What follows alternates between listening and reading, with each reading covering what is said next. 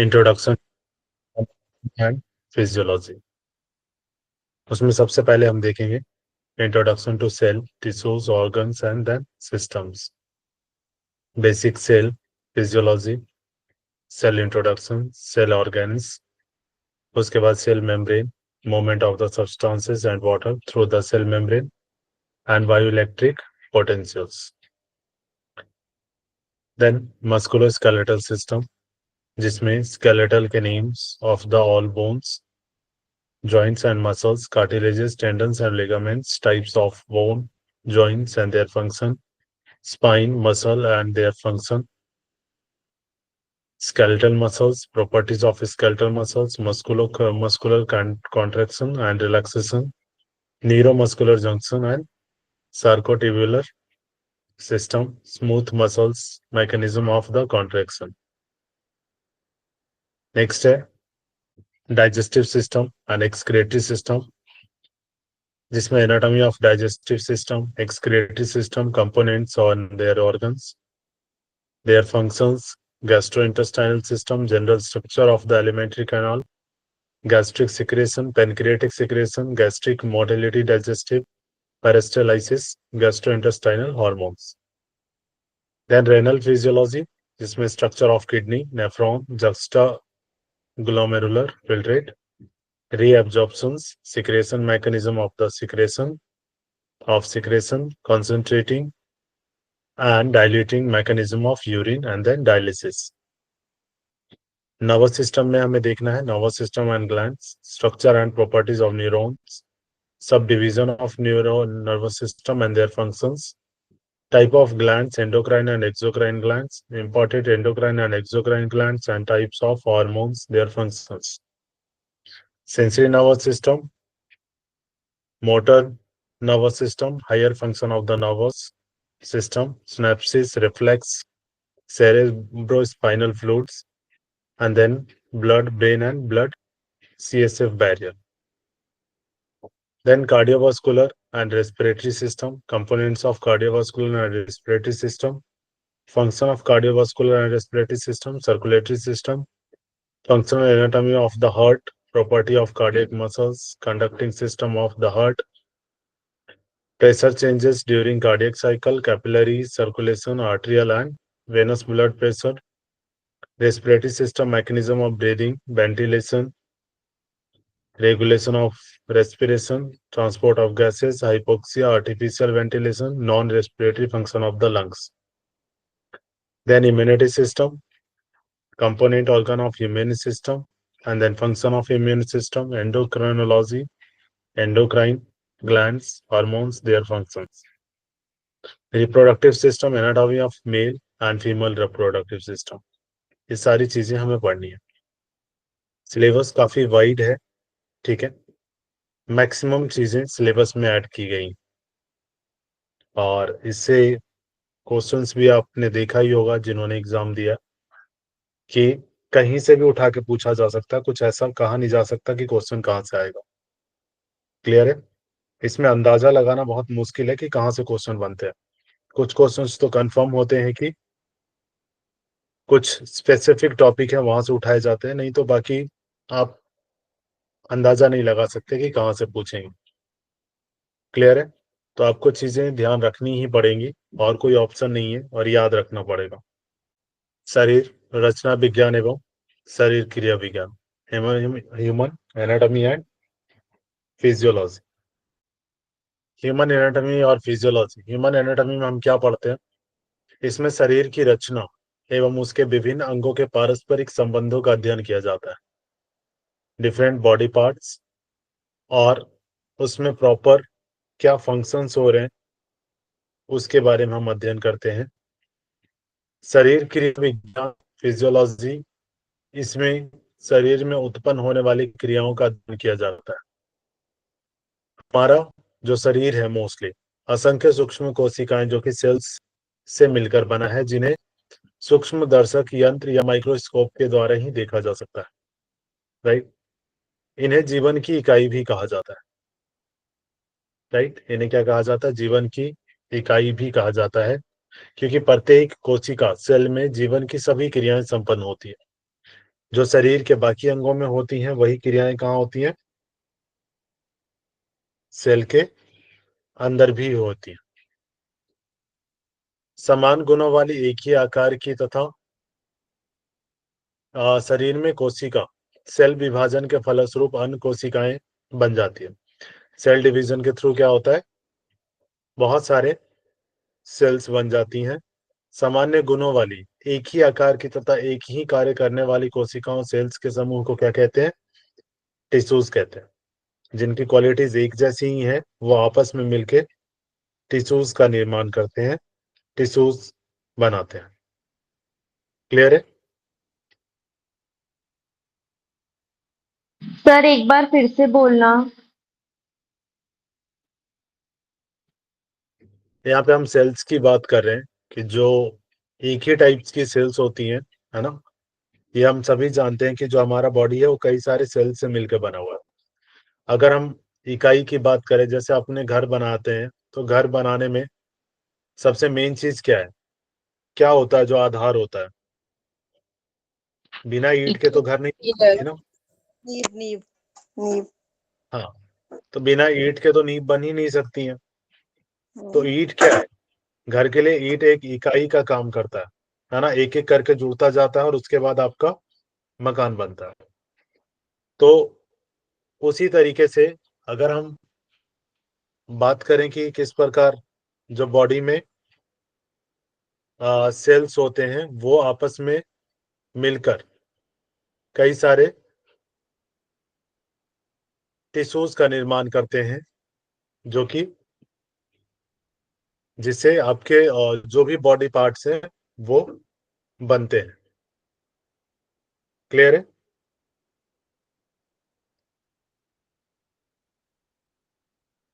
अगर हम सेल्स की संरचना एवं कार्य की बात करें, सेल्स की संरचना, प्रकार एवं उसके कार्य, तो जीवन की मूलभूत इकाई सेल क्या है? Basic unit of life. मानव शरीर क्या है? असंख्य सूक्ष्म इकाइयों से मिलकर बना है, जिन्हें क्या कहते हैं? कोशिकाएं या सेल कहा जाता है। कोशिका शरीर का सूक्ष्मतम रूप है, बिल्कुल बेसिक यूनिट, सबसे छोटा। यह शरीर की एक मूलभूत रचनात्मक एवं क्रियात्मक इकाई, राइट, जो स्वतंत्र रूप से जीवन की क्रियाओं को चलाने की क्षमता रखती है। राइट, ये क्या करती है? यही जीवन की जो क्रियाएं हैं उसको संपन्न करती है। क्लियर है? जो भी फंक्शंस हो रहे हैं बॉडी में, इसके द्वारा ही शरीर के विभिन्न अंगों की कोशिकाओं में भिन्नता होती है। राइट, शरीर के जो अंग है ना, हर किसी में एक जैसे सेल्स नहीं होते। ठीक है, अलग अलग टाइप के सेल्स होते हैं। तो जितने भी बॉडी पार्ट्स हैं उसमें भिन्नता होती है सेल्स में, परंतु समस्त कोशिकाओं की मूलभूत संरचना एक समान ही होती है। राइट, अगर हम उसके स्ट्रक्चर की बात करें तो मोस्टली सभी की जो स्ट्रक्चर है वो एक जैसी ही होती है ऑलमोस्ट। ये इतनी सूक्ष्म होती है कि इन्हें बिना माइक्रोस्कोप के आप देख पाना संभव नहीं है। राइट, आप इन्हें बिना माइक्रोस्कोप के नहीं देखा जा सकता है। इन्हें स्टेन के पश्चात स्लाइड पर स्थित करके ही देखा जा सकता है। आपने देखा होगा जो माइक्रोस्कोप के द्वारा देखा जाता है, तो वो स्लाइड के ऊपर उसको देखा जाता है ब्लड के थ्रू। स्टेन करने से कोशिका के भिन्न भिन्न भाग भिन्न भिन्न रंग ग्रहण कर लेते हैं, है ना? अलग अलग जो बॉडी जो सेल्स के पार्ट्स हैं वो अलग अलग कलर के जो रंग है वो ग्रहण कर लेते हैं, मीन्स अलग अलग कलर में हो जाते हैं तथा सभी भाग स्पष्ट एवं एक दूसरे से भिन्न दिखाई देने लगते हैं, है ना? जो सेल्स के डिफरेंट डिफरेंट पार्ट्स हैं वो क्या होते हैं? डिफरेंट डिफरेंट दिखाई देने लगते हैं।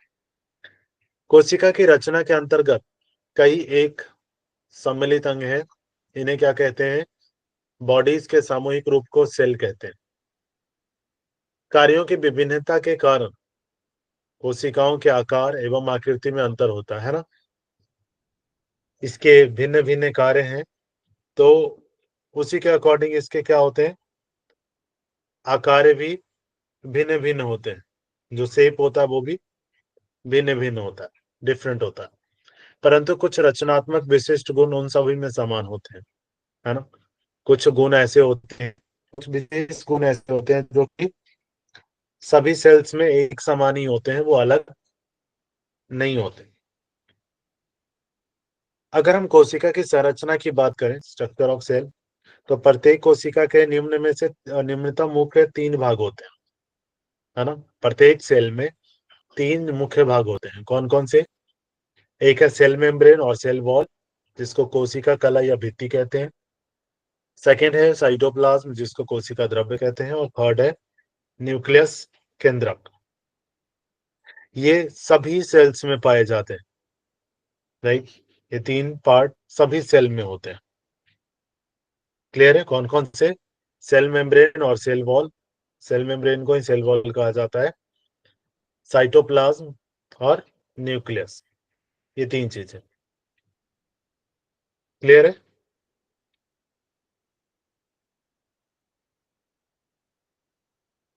सबसे पहले हम देखेंगे सेल मेम्ब्रेन। ठीक है, सेल मेम्ब्रेन क्या होती है? यह एक पतली झिल्ली है जो कोशिका के सबसे बाहरी आउटर मोस्ट परत को बनाती है ना। ये एक झिल्ली टाइप की है जो कि क्या करती है, जो सेल है उसकी जो आउटर मोस्ट लेयर है उसको क्रिएट करती है, राइट। इसे प्लाज्मा मेम्ब्रेन भी कहा जाता है। सेल मेम्ब्रेन को और क्या कहा जाता है? Plasma membrane. यह बसा लिपिड, प्रोटीन तथा लवणों की 2 परतों वाली झिल्ली है। क्या क्या चीजें होती है? एक तो लिपिड होती है, प्रोटीन होती है और लवण होते हैं। ठीक है, उससे ये बनती है, ये तीनों मिला के ये बनती है।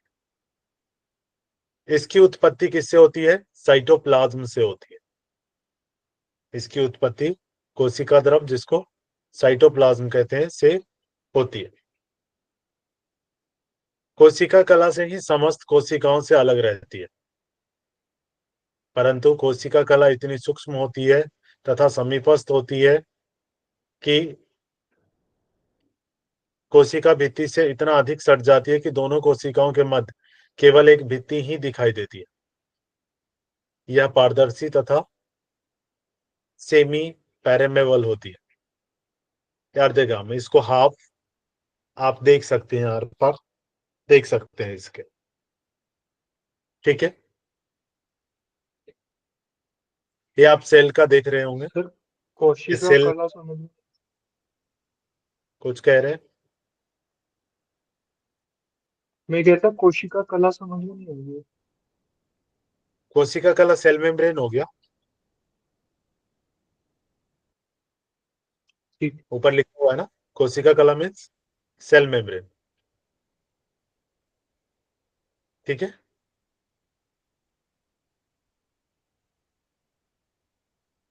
इसमें आपको ऊपर दिख रहा होगा। ठीक है, ये सेल के स्ट्रक्चर है और ये सेल के अंदर जो है ये पार्ट्स है। सेल के अंदर भी ऑर्गन्स होते हैं, ये उसके अंदर का पार्ट है, जिसमें आप राइबोसोम देख पा रहे होंगे। ठीक है, ये राइबोसोम दिख रहा है आपको, फिर यहाँ लाइसोसोम दिख रहा है आपको। ये गोल्गी बॉडी कहते हैं इसको, गोल्जी बॉडी। ठीक है, एंडोप्लाज्मिक रेटिकुलम है ये, गोल्गी अपैरेटस।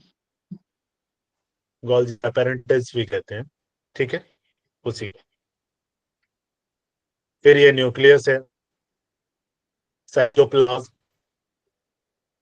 ठीक है, और ये साइटोस्केलेटन।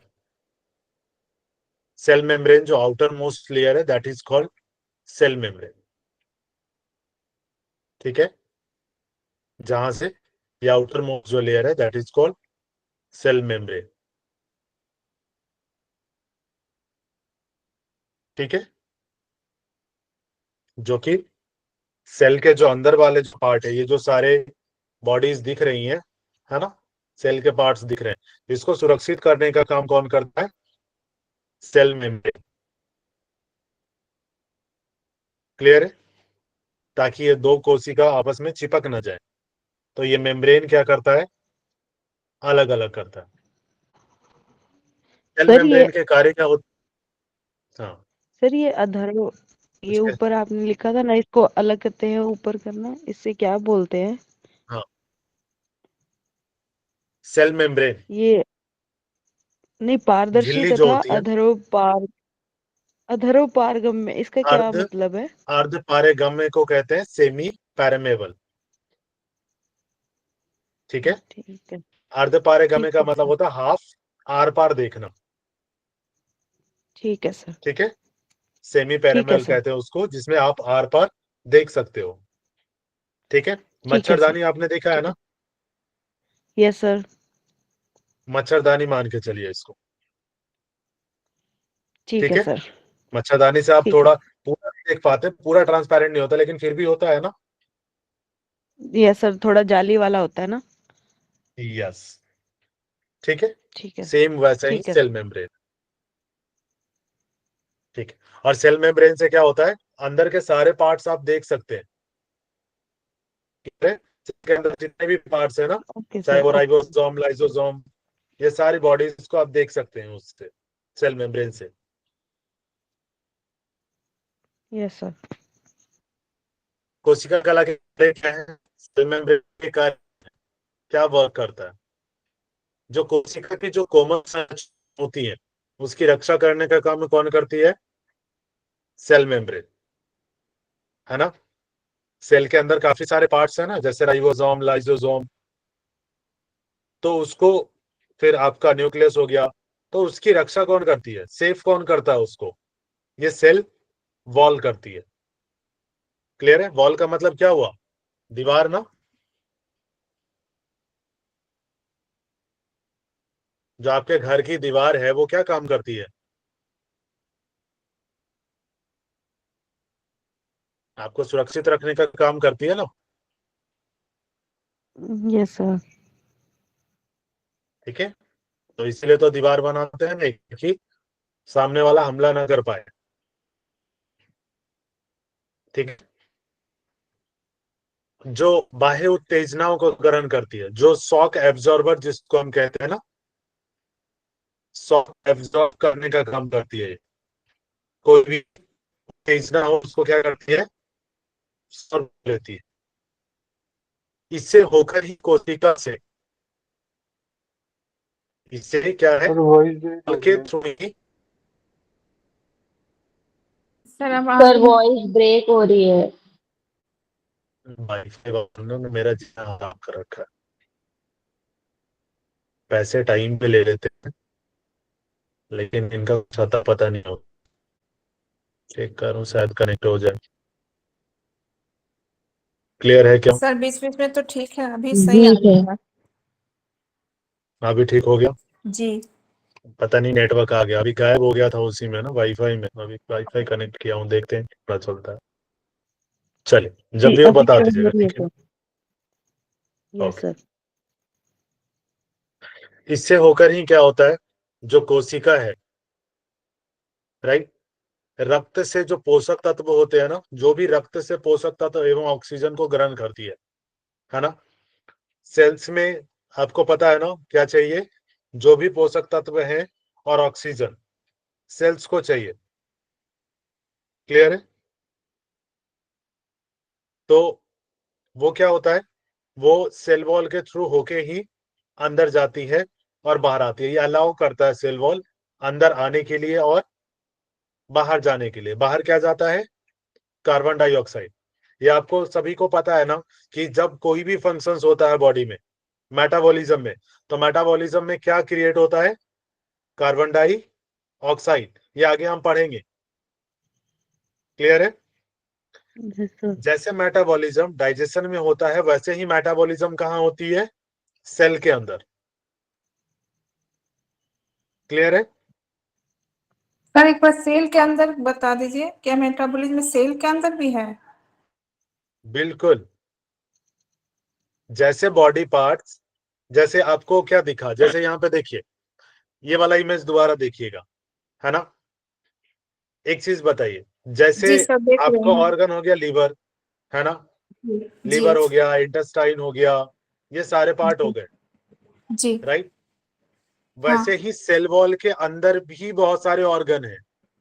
हाँ, वो सेल तो जो दिख है ना, रहा है। हाँ। सेल के अंदर भी ऑर्गन है, और उन सभी में क्रियाएं होती हैं, जैसे लीवर में और उसमें हो रहा है। अच्छा। क्लियर है? हाँ हाँ सर। जैसे स्टमक क्लियर में है। डाइजेशन हो रहा है, वैसे ही डाइजेशन कहाँ हो रहा है? सेल सेल में। के अंदर। अच्छा हाँ सर, समझ रहे हैं। ठीक है, जी सर। तो वो जो क्रियाएं होती हैं, तो मेटाबॉलिज्म यहां भी होता है ना। जी जी जैसे सर। सेल को जिंदा रहने के लिए क्या चाहिए? ऑक्सीजन चाहिए, जी सर। ठीक है। और उसके और भी जैसे पोषक तत्व हो गए, जो भी आपने न्यूट्रिएंट्स लिया, वो चाहिए, जी जी। तभी तो वो फंक्शन करेगा ना। हाँ हाँ बिल्कुल। अगर सेल डेड हो गया तो ऑर्गन डेड हो जाएंगे, यस या नो? यस सर, बिल्कुल। ठीक है, क्योंकि सेल इकाई है ना। अगर ईंट ही सबसे निकाल दिया छोटी तो घर वाली बचेगा क्या? साइज। हाँ। कुछ नहीं, नहीं नहीं बचेगा। सेल से टिश्यू बनता है ना, फिर टिश्यू से हमारे ऑर्गन बनते क्लियर हैं, हुआ? ऑर्गन से पूरा शरीर बनता है। थैंक यू सर, तो बिल्कुल सेल क्लियर। ही डेड हो गए तो फिर ऑर्गन भी डेड हो जाएगा, टिश्यूज ही डेड हो जाएंगे। क्लियर? जी सर। तो उसके अंदर भी क्या होती है, वो रक्त से क्या करता है, ब्लड से क्या करता है, न्यूट्रिएंट्स लेता है और ऑक्सीजन लेते ऑक्सीजन हैं। लेता है, और हाँ। छोड़ता क्या है? Carbon dioxide, oxide. Oxide. जो कि मेटाबॉलिज्म के दौरान क्रिएट हुआ है। जी बिल्कुल समझ में आ गया सर, थैंक यू। डन? तो ये किसके द्वारा होती है? ये सेल वॉल के थ्रू ही तो होगी ना। अगर सेल वॉल अलाउ नहीं करेगा अंदर जाने के लिए, तो आ पाएगी? नहीं आ पाएगी। नहीं आ पाएगी तो सर। सेल वॉल क्या है? अंदर आने की भी अलाउ करती है और बाहर जाने जाने का का भी अलाउ करती है। जानती हूँ, हाँ। क्लियर है? इसीलिए इसको सेमी पैरेमल कहा गया। अच्छा सेमी। Okay sir. ऐसा नहीं है कि सिर्फ अंदर आ गया, रोक लिया, बाहर नहीं जाने दिया, वो फिर हाँ वन हाँ। वे हो जाएगा। लेकिन ये टू वे है, अच्छा। आना जाना दोनों लगा रहता है यहां से। चल, इसका। गुड। इससे होकर क्या है, कोशिका के शरीर से विकारों का निष्कासन होता है। जो वेस्ट मटेरियल क्रिएट होगा वो बाहर जाएगा। वस्तुतः कोशिका के भीतर और बाहर आने वाले पदार्थों, जैसे जल हो गया, वाटर हो गया, ऑक्सीजन, कार्बन डाइऑक्साइड, ग्लूकोज आदि पर कोशिका कला, सेल वॉल का क्या होता है? पूरा कंट्रोल होता है, नियंत्रण होता है। और इस प्रकार यह जीव द्रव्य प्रोटोप्लाज्म की रासायनिक संरचना को बनाए रखने में सहायक होता है। क्लियर है? जो प्रोटोप्लाज्म है उसकी रासायनिक जो संरचना होती है, उसको क्या करती है? ये बनाए रखने में हेल्प करती है। क्लियर हुआ सेल वॉल का काम क्या है? ठीक है, अब हम बढ़ते हैं। सेकंड इसका ऑर्गन है साइटोप्लाज्म। ठीक है, सेकंड जो कोशिका के भीतर, जो सेल के अंदर जो पार्ट है, that is called cytoplasm. Cytoplasm क्या है? साइटोप्लाज्म को कोशिका द्रव्य भी कहा जाता है। ठीक है, केंद्रक न्यूक्लियस जो है के अतिरिक्त कोशिका के भीतर के समस्त भाग को कोशिका द्रव्य साइटोप्लाज्म कहा जाता है। ठीक है, कोशिका के भीतर जितने भी भागे हैं, साइटोप्लाज्म में यहां आपको दिखाता हूं। ठीक है, साइटोप्लाज्म ये लिक्विड दिख रहा है, अगर आपको इमेज दिख रहा हो तो। अभी तो यस नहीं सर। दिख रहा। ये सर। ये ये जो ब्लू ये वाला है, अभी ये दिख रहा है दिख ना, ब्लू। गया। नीले हाँ। कलर की, जी। है ना, स्काई ब्लू, इसलिए इसको दैट इज कॉल्ड। साइटोलॉजी बोलते हैं क्या? क्योंकि हाँ जी, साइटोलॉजी बोलते हैं ना, जैसे इसके अध्ययन को, तो इसके इसीलिए बोलते अध्ययन को हैं। साइटोलॉजी कहते हैं, साइटोप्लाज्म के अध्ययन। हाँ हाँ, वही बोल रही थी। ठीक है, साइटोप्लाज्म क्या है? इसी के अंदर सारे ऑर्गन्स हैं, है ना। ये एक लिक्विड है, पानी देखा है ना आपने। इसको आप इस तरीके से समझोगे, जो बेबी होता है बेबी किसके अंदर होता है? एक लिक्विड के अंदर होता है, यस या नो? यूट्रस के अंदर पूरा लिक्विड होता है ना? और लिक्विड के अंदर ही क्या होता है? बेबी होता है। उसी तरीके से ये जितने भी पार्ट्स हैं सेल के अंदर, ये किसके अंदर होते हैं? साइटोप्लाज्म के अंदर होते हैं। क्लियर है? ये साइटोप्लाज्म के अंदर ही तैरते होते हैं। डन। कोशिका का जीवन, ठीक है, जो सेल का जो जीवन है इसी साइटोप्लाज्म पर आधारित है। किस पे आधारित है? सेल साइटोप्लाज्म के ऊपर जो जीवन है, साइटोप्लाज्म का जीवन, ठीक है। कोशिका जो सेल है उसका जो लाइफ है वो किसके ऊपर है? साइटोप्लाज्म के ऊपर। अगर नहीं हुआ तो इसके अंदर के जो होंगे वो क्या होंगे? मर जाएंगे ना, यस सर। ठीक है। जो भी ऑर्गन्स हो जाए, ऑर्गन्स होंगे वो ऑर्गन्स तो डेड हो जाएंगे अगर साइट। तो इसीलिए जो सेल का जो लाइफ है वो किसके ऊपर डिपेंड है? साइटोप्लाज्म के ऊपर। कोशिका एवं द्रव्य। इसी पर कोशिका की समस्त मूलभूत जीवन क्रियाएं, जैसे क्या क्या? वृद्धि, श्वसन, गतिशीलता, पाचन, उत्सर्जन, मेटाबॉलिज्म जिसको चयापचय कहते हैं, उत्तेजनशीलता तथा प्रजनन आदि निर्भर करती है। कितनी क्रियाएं हो रही है इसके अंदर देखिए। किसके अंदर? साइटोप्लाज्म के अंदर। साइटोप्लाज्म के अंदर। क्लियर है? और नहीं हुई तो ये सारी चीजें बंद हो जाएंगी। तो फिर लाइफ इसके लिए कहां से संभव होगा लाइफ, अगर ये चीजें ना हो तो? क्लियर है? जीविता अवस्था में साइटोप्लाज्म में अनेक रासायनिक क्रियाएं अति तीव्र गति से होती हैं। क्या होती है? अनेक रासायनिक क्रियाएं अति तीव्र गति से होती रहती है, जिसके फलस्वरूप कोशिकाएं क्या रहती हैं? जीवित रहती हैं। बहुत सारे फंक्शंस इसमें होती रहती हैं, जिसके कारण क्या होता है? सेल अलाइव रहता है, जिंदा रहता है। क्लियर है? जीवितावस्था में साइटोप्लाज्म की रचना देखना असंभव है। अगर आप बात करें कि लिविंग में इसको हम देखें कि इसके अंदर क्या क्या संरचनाएं हैं, किस तरीके से इसके अंदर जो पार्ट्स हैं वो हैं, तो ये पॉसिबल नहीं है। अतः इसके गठन का कुछ पता नहीं लगता है ना? यदि इसका विश्लेषण करने का प्रयत्न किया जाए तो यह नष्ट हो जाता है। क्लियर है? जैसे ही इसका विश्लेषण किया जाता वैसे ही ये नष्ट हो जाती हैं और इसमें कुछ रासायनिक परिवर्तन हो जाते हैं। ठीक है, चेंजेस हो जाते हैं काफी। इसके नष्ट हो जाने पर समस्त जैविक क्रियाएं रुक जाती हैं, क्योंकि डेड होते के साथ ही इसमें कोई क्रियाएं नहीं होंगी, है ना? जिसके फलस्वरूप प्राणी की मृत्यु हो जाती है। जैसे ही इसके अंदर जैविक क्रियाएं रुकी, बायोलॉजिकल जो वर्क हो रहा है वो रुका, उसके बाद पर्सन की डेथ हो जाती है। क्लियर है? कोशिका के साइटोप्लाज्म में कार्बनिक पदार्थ मीन्स ऑर्गेनिक मैटर्स होते हैं। क्या क्या होते हैं? किससे बना होता है साइटोप्लाज्म? प्रोटीन हो गया, कार्बोहाइड्रेट है, दो प्रकार के कार्बोहाइड्रेट। अभी आपने पढ़ा नहीं पढ़ा?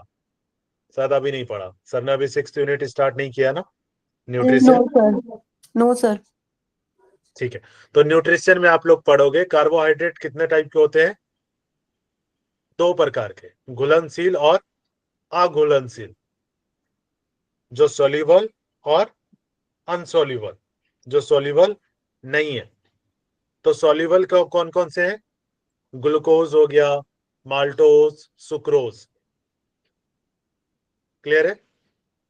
और अघुलनशील कौन कौन से हो गए? कार्बोहाइड्रेट जैसे स्टार्च, ग्लाइकोजन, सेल्यूलोज, ये विद्यमान रहते हैं। ठीक है, ये दोनों प्रकार के कहां पे होते हैं? साइटोप्लाज्म में होते हैं। इसमें फैट भी पाया जाता है और इनऑर्गेनिक मटेरियल मैटर्स में क्या क्या होते हैं? जैसे फॉस्फेट हो गया, क्लोराइड, कैल्शियम, सोडियम और पोटेशियम। ये सभी किसके अंदर अंदर में है? साइटोप्लाज्म में। क्लियर है? इसमें विभिन्न प्रकार के विटामिन भी होते हैं, पेप्सिन, ट्रिप्सिन आदि एंजाइम भी पाए जाते हैं। ठीक है, पेप्सिन और ट्रिप्सिन आपको आगे पढ़ने को मिलेगा, है ना, जो कि प्रोटीन का पाचन करते हैं, वसा को तोड़ने का काम करते हैं। क्योंकि ये क्रियाएं तो उसके अंदर भी होंगी ना, सेल के अंदर भी तो होगा। यस या नो? है ना? सेल के अंदर जो प्रोटीन है उसको तोड़ने के लिए पेप्सिन और ट्रिप्सिन तो होंगे ही। क्लियर है? क्योंकि जो क्रियाएं स्टमक में हो रही है वही तो सेल में भी हो रही है। तो उपयुक्त समस्त पदार्थ क्या होते हैं? साइटोप्लाज्म के नॉन लिविंग भाग हैं, जिन्हें निर्जीव वास साइटोप्लाज्मिक इंक्लूजन कहा जाता है। क्या कहा जाता है? Cytoplasmic inclusion. साइटोप्लाज्म में कुछ सक्रिय रचनाएं भी होती हैं, राइट, जिसको क्या कहा जाता है? Cytoplasmic organelles. जो जीवित क्रियाएं हैं, मतलब सक्रिय रचनाएं जो एक्टिव है ना, उसको क्या कहते हैं? साइटोप्लाज्मिक ऑर्गेनेल्स, जिनकी उपस्थिति समस्त कोशिकाओं में होना अनिवार्य है, जो निम्नलिखित है। ये हर सेल में के अंदर ये साइटोप्लाज्मिक ऑर्गेनेल्स बहुत ही इंपॉर्टेंट है। क्लियर है? वो कौन कौन से हैं वो एक बार देखते हैं हम। जैसे मेम्ब्रस ऑर्गेनेल्स जो होते हैं, फर्स्ट क्या है? मेम्ब्रस ऑर्गेनेल्स, जिसके अंदर plasma membrane, endoplasmic reticulum, Golgi apparatus और कॉम्प्लेक्स, माइटोकॉन्ड्रिया और लाइसोसोम। सेकंड क्या आता है? साइटोप्लाज्म और राइबोन्यूक्लिक एसिड, जिसको हम क्या कहते हैं? आरएनए और राइबोसोम। क्लियर है? थर्ड है सेंट्रोसोम। फोर्थ है fibrils, filaments, tubules, plasmosin, vacuoles, granules. Clear है? ये सारी चीजें किसके अंतर्गत हैं? सेल के अंदर। उसके बाद मेम्ब्रेस ऑर्गेनल्स, एंडोप्लाज्मिक रेटिकुलम। क्लियर है? ये 4 जो है ये किसके अंतर्गत है? एक्टिव, जिसको हम कहेंगे। ठीक है, जो साइटोप्लाज्मिक जो सक्रिय अंग है, एक्टिव जो है, उसमें ये सारी चीजें आपकी आ जाएंगी। क्लियर है? अब हम आगे बढ़े। सबसे पहले हम देखेंगे मेम्ब्रेन्स जो ऑर्गेनल्स हैं। मेम्ब्रेन्स जो ऑर्गेनल्स हैं, जिसको हम क्या कहते हैं? Endoplasmic reticulum. सबसे पहले क्या देखेंगे? Endoplasmic reticulum. या क्या होती है? साइटोप्लाज्म में विद्यमान जो मेम्ब्रेन्स जो कैनाल्स हैं की जाल के समान एक संरचना होती है, राइट। साइटोप्लाज्म क्या होती है? कुछ इस तरीके की संरचना होती है साइटोप्लाज्म की। यहां पे देखें, ये साइटोप्लाज्म आपको दिखा, ठीक है, जो मैंने आपको पढ़ाया था, नीली कलर की जो होती है, ठीक है।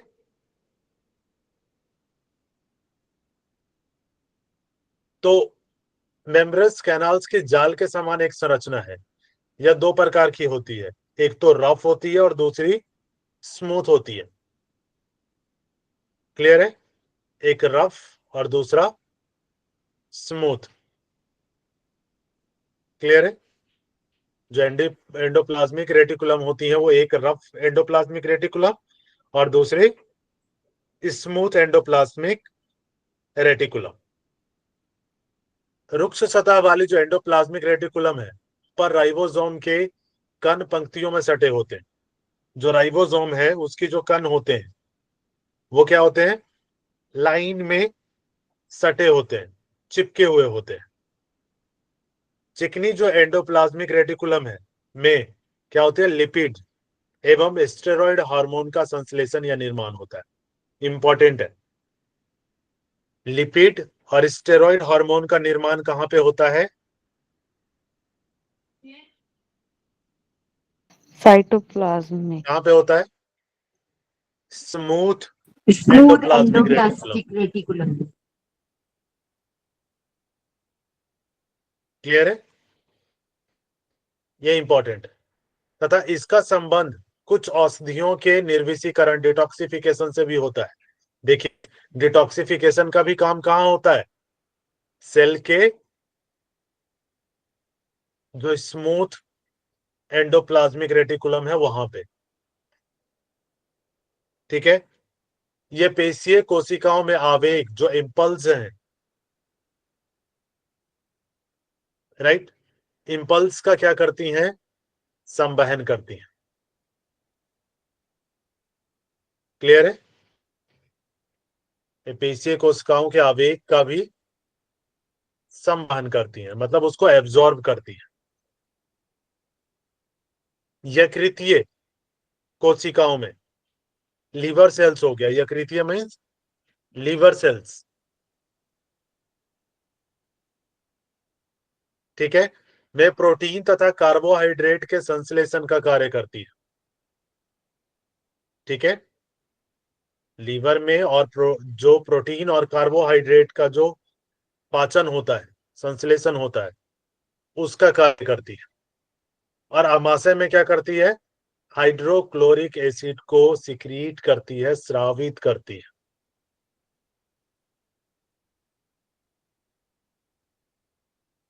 क्लियर हुआ इसके क्या कार्य हैं?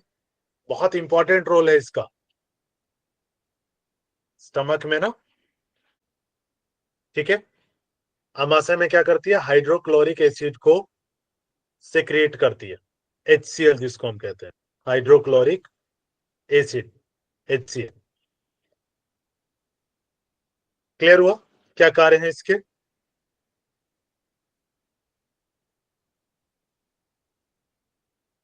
यहां तक कोई डाउट तो नहीं?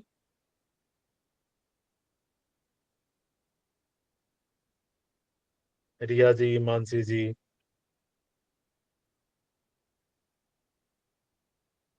देखिए, ये एंडोप्लाज्मिक रेटिकुलम वाला जो पार्ट है उसमें ये जो साइड में जो येलो कलर का दिख रहा है ना आप लोगों को, ये वाला पार्ट है। अगर आप कुछ जूम जूम करोगे इसको तो ये कुछ इस तरीके का दिखेगा, ठीक है। सेल के पार्ट को जूम करते हैं तो ये स्मूथ एंडिकुलर जो एंडोप्लाज्मिक रेटिकुलम है, और इसमें देखिए राइबोसोम चिपका हुआ है। क्लियर है? और ये रफ एंडोप्लाज्मिक रेटिकुलम है जो रेड कलर में।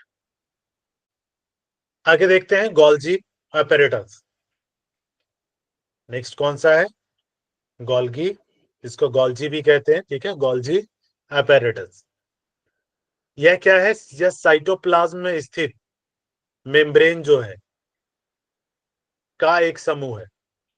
साइटोप्लाज्म के अंदर जो मेम्ब्रेन है ये उसका एक समूह है जो भौतिक रूप से, फिजिकली एवं क्रियात्मक रूप से एंडोप्लाज्मिक रेटिकुलम से संबंध होता है। ठीक है, वर्क के अकॉर्डिंग किसके साथ कनेक्टेड होता है? एंडोप्लाज्मिक रेटिकुलम के साथ। यह प्राय कोशिकाओं के केंद्रक मीन्स न्यूक्लियस के समीप स्थित होता है। किसके समीप होता है? न्यूक्लियस के साथ ही समीप, बिल्कुल साथ में ही होता है। इनकी रासायनिक संरचना में लाइपोप्रोटीन अधिक रहती है। किससे बना होता है ये? लाइपोप्रोटीन से। ठीक है। गोल्गी उपकरण का संबंध कोशिका की रासायनिक क्रियाओं विशेषकर सिक्रेशन की क्रिया से है। किसकी क्रिया से? सिक्रेशन।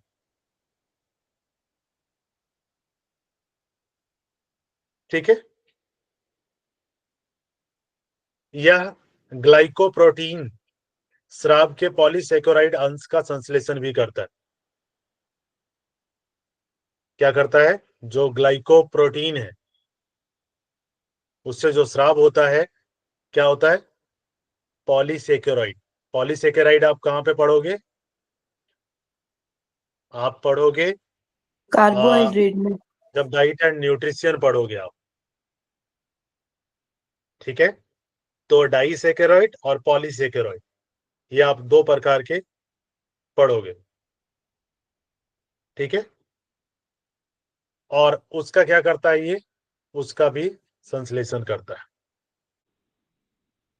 क्लियर हो गया? Yes sir.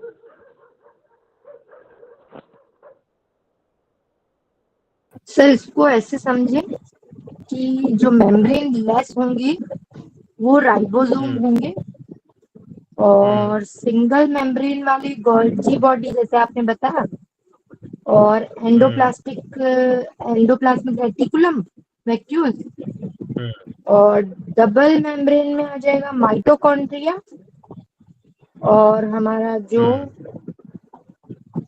होगा माइटोकॉन्ड्रिया और केंद्रक जो होगा सेल, ठीक है। सेल का मेन पॉइंट यही होगा ना? इसको आप इस वाले को पूरी तरीके से याद रखिएगा। ठीक है। ये वाला जो पार्ट है, यहां से आपको सारी चीजें क्लियर हो जाएंगी। क्लियर है? जो मेम्ब्रेन्स ऑर्गेनेल्स हैं उसके अंदर पहले प्लाज्मा मेम्ब्रेन, मेम्ब्रेन आपने देखा ही था, प्लाज्मा है ना, एंडोप्लाज्मिक रेटिकुलम, फिर गोल्जी हो गया, माइटोकॉन्ड्रिया, लाइसोसोम, ये सारे उसके अंदर के पार्ट्स हैं। क्लियर है?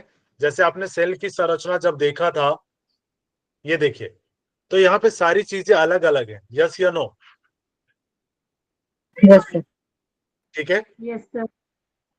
ये सारे इसके सेल्स के पार्ट्स हैं, डिफरेंट डिफरेंट।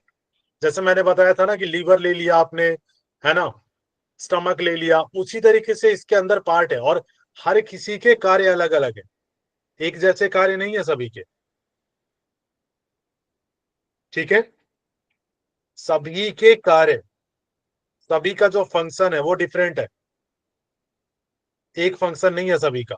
देखिए गोल्गी बॉडी देखिए यहाँ पे है, ये ब्लू वाला दिख रहा होगा आपको, तो क्लियर है? ये सारे ऑर्गन्स है, डिफरेंट डिफरेंट ऑर्गन्स है और सबका काम भी डिफरेंट डिफरेंट। इसी इमेज को जूम करके आपको यहाँ पे दिखाया गया, अगर आप देख पा रहे हो तो। ये छोटा सा जो इमेज है ना, ये ब्लू कलर का, ये इसको जब आप जूम करते हैं तो ये कुछ इस तरीके का दिखता है। ठीक है। इसकी आकृति क्या होती है? आकार एवं स्थिति समस्त कोशिका की सक्रियता मानव जीव विज्ञान एवं योग के अनुसार बदलती रहती है ना। ये चेंज होता रहता है, इसका जो आकार है, इसका जो शेप है ना, वो चेंज होता रहता है। राइट। और कोशिका में उत्पन्न हुए स्रावी उत्पाद इसी गोल्जी उपकरण में एकत्रित होते हैं। जो भी सिक्रेशन होता है किसके अंदर? सेल के अंदर। क्लियर है? वो कहाँ सर जो इकट्ठा फैट होता होता है, है? ये फैट होता है वही है क्या जो जिसमें फैट इकट्ठा होता है? फैट नहीं कह सकते हैं ये, इसको ये बना होता है डिफरेंट से उससे। ठीक है। ये लाइपोप्रोटीन अधिक रहता है इसमें। अगर आप बात करें तो सबसे ज्यादा लाइपोप्रोटीन से बना होता है ये। क्लियर ओके है? सर। Yes sir. और इसमें सिक्रेशन किसका होता है? जो ग्लाइकोप्रोटीन है उसमें से जो पॉलीसेकेराइड निकलता है उसका सिंथेसिस करता है। क्लियर है? तो इसका फैट से ऐसा कोई लेना देना नहीं है। Okay sir. क्लियर हो? तथा कोशिका कला तक ले जाकर इन्हें बाहर छोड़ दिया जाता है। जो भी सीक्रेट वेस्ट मटेरियल जो हुआ है ना, जो भी सीक्रेट हुआ वेस्ट मटेरियल, वो ये क्या करता है, ये यहां इकट्ठा होगा और ये फिर क्या करेगा, जो सेल वॉल है, कोशिका कला, कोशिका कला क्या था? Cell wall. तो ये सेल वॉल के पास ले जाके उसको क्या करेगा, बाहर छोड़ देगा। बाहर छोड़ देगा। समझ आ गया इसका काम क्या है? Yes sir. एक बार और समझा दीजिए सर। हाँ ठीक है, बिल्कुल सर समझा एक बार और बोल दीजिए। हाँ ठीक है, कोई बात, दोबारा समझा। जब हम गोल्गी अपैरेटस की बात करते हैं तो इसका काम क्या है, ये पहले तो ये समझिए कि कहाँ है। ये हमें पता है साइटोप्लाज्म, आपको मैंने आपको पढ़ाया था पहले, साइटोप्लाज्म है ना, यस जो सर। लिक्विड है, लिक्विड के अंदर ही है ये गोल्गी अपैरेटस। ठीक है? ये वर्क के मामले में किसके साथ कनेक्टेड होता है? एंडोप्लाज्मिक रेटिकुलम के साथ, जिसको हमने ऊपर देखा अभी।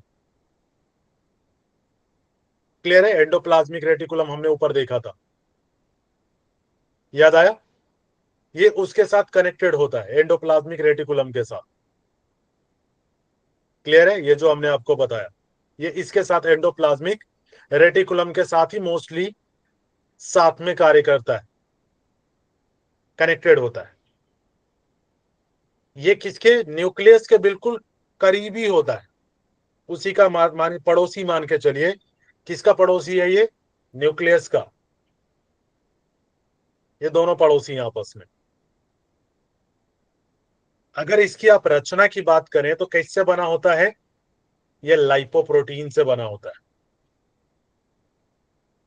इसकी जो संरचना है, इसके अंदर लाइपोप्रोटीन बहुत ज्यादा होती है। और इसके अंदर जो भी रासायनिक क्रियाएं होती हैं, जैसे सिक्रिएशन का काम हुआ है ना, उसके उससे रिलेटेड क्रियाएं होती हैं, या ग्लाइकोप्रोटीन स्राव के पॉलीसेकेराइड, जो पॉलीसेकेराइड वाला जो पार्ट है उसका सिंथेसिस करता है, पॉलीसेकेराइड को उसको तोड़ने का काम करता है। क्लियर है? इसकी जो संरचना की बात करें, अगर इसकी आकार की बात करें तो चेंज होता रहता है। ये एक जैसी संरचना इसकी नहीं होती है, ये अपनी संरचना को बदलता रहता है। और इसमें जो भी सिक्रेशन होता है, जो वेस्ट मटेरियल सिक्रेट होता है, वो सबसे पहले आके इकट्ठा कहां होगी? गोल्गी अपैरेटस के अंदर, गोल्गी बॉडी के अंदर। और ये क्या करेगा, जितने भी वेस्ट मटेरियल इसके अंदर आए हैं वो सेल वॉल तक ले जाके और सेल वॉल से बाहर की ओर छोड़ बाहर देगा। छोड़ देगा। क्लियर हुआ?